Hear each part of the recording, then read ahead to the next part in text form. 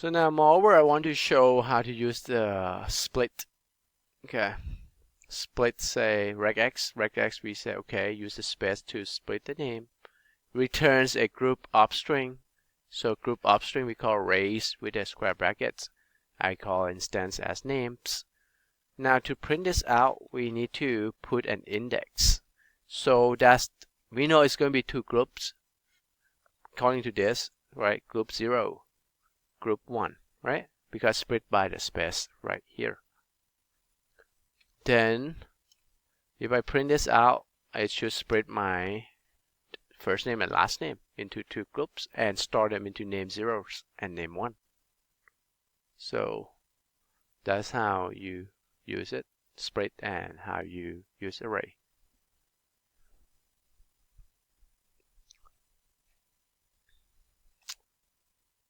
Okay, so we have a lot more, right, of the method that you can start to explore by yourself now, since you have the basic, right, understanding. Now, again, when it's statics, you don't need to instantiate. That's what we call instantiate.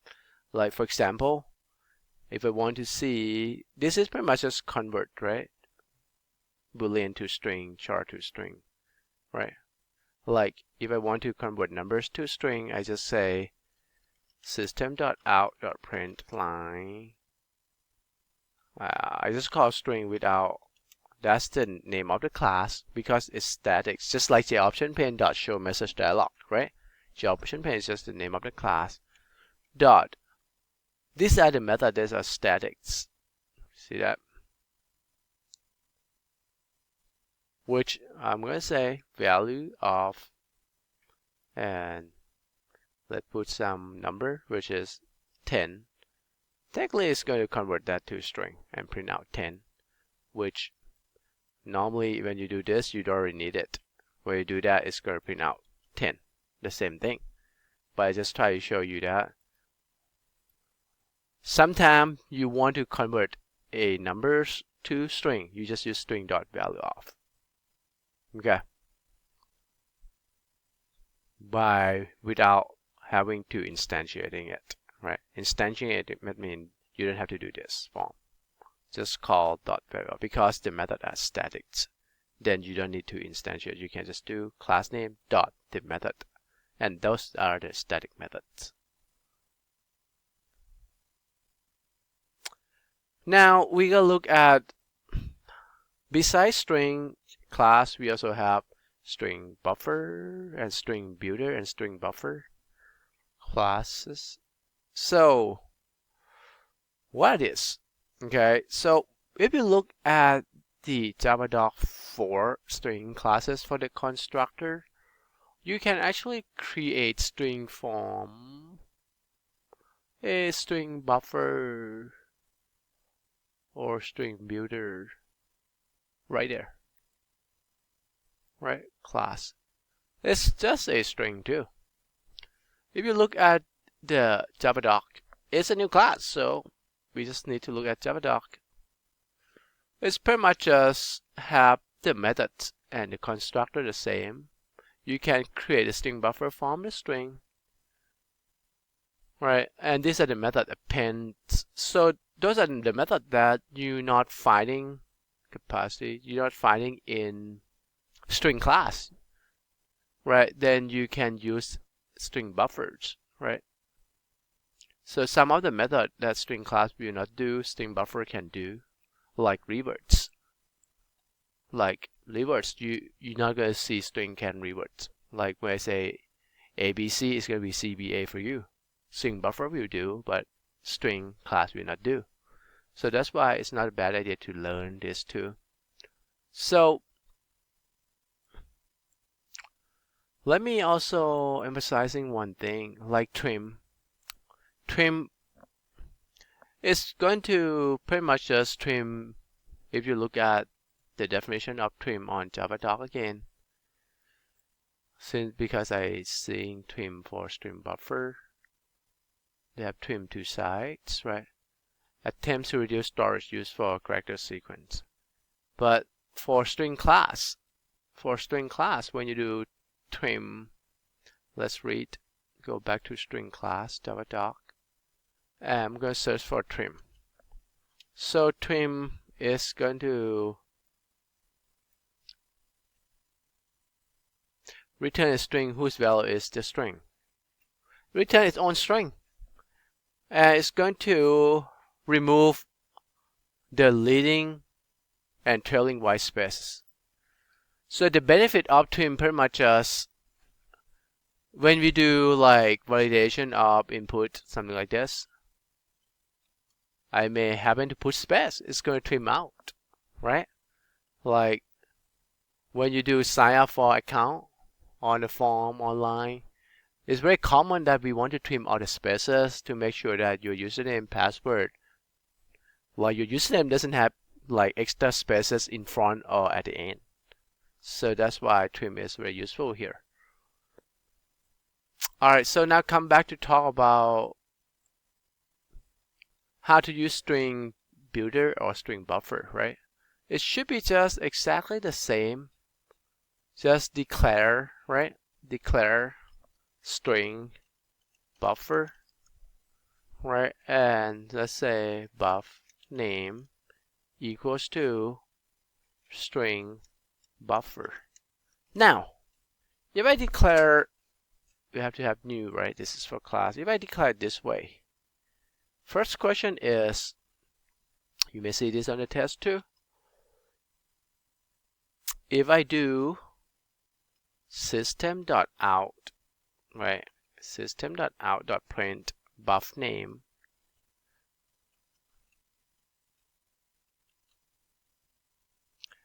Okay, now buff name has the methods. So I'm going to do capacity. Right, we have the list of the method. Same, you can just scroll down and read. My question is, what should be printing out? Okay, when I do buff name.capacity here. What we're going to do, we're going to look at the Javadoc. Okay, when I create string buffer, I use this. So it says construct a string buffer with no characters in it and an initial capacity of 16 characters. Capacity of 16 characters. That means when I define that, I can only have 16 characters for that string buffer, right? And when I do dot capacity here, so look at capacity, returns the current capacity. Again, question is, what should this print out? So the answer should be 16 because when you say string buffer this way, initial capacity is going to be 16. So let's run that and see. There you go, 16. See, if you don't have this basic, you see that on the test, you have to be trial and errors, right? Toss a coin and see what's the best answers. So that's why we need to understand that. You may see that on the test. Now, next, what you want to do, there's so many methods that you can test here. Okay, like I want to see if you can do length, replace, append, okay, by using string builder and string buffer. Okay, so the basic should be very similar. Let's try again with, if I do buff name.length. Okay, so what should be the output that we expected here? Okay.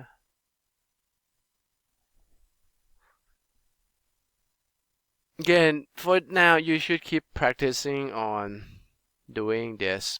Put in the int, like keep going to the methods. Okay, capacity return int cap. Okay, to practice on reading Javadoc and know how to use Javadoc, so it returns that. Same, go to length, then you know how to read it, and know what it's supposed to return and just declare a value for it for this exercise. Return the length, which is the character count. Alright, so we're gonna say length equals to buff name dot length, right? And then we're just going to print length because return an int. Then we see the values, right? So the question is, what should be the answers? What should it printing out? It should be 0 because we didn't put anything in it. It's an empty string buffer. Let's see if I put something, my first name. Now the question again, what should print out as a cap and what should print out as a length? Caps do the same. Nope. It's adding, right? Initial is 16, is adding 5 because that's the letters, 5 letters, right? So now cap becomes 21 and length count number of characters, right? Character count 5. So another one, replace. Okay, let's see how do I use replaced. Replace start and string. Interesting. You can replace a substring. Not like a string class. If you look at replace, it's going to replace all characters with the new characters, right? Like for example, if I do name, right? Name dot replace. It's going to be old char with new char. Let's say if I want to replace all the letter char, a letter A with the new char, which is a letter O, we will return the new string. It said, so I'm going to go in Javadoc, right, or hover over the method name. It's going to pop up the Javadoc for you. Then you know return type is string. That's why it says string. New name, right?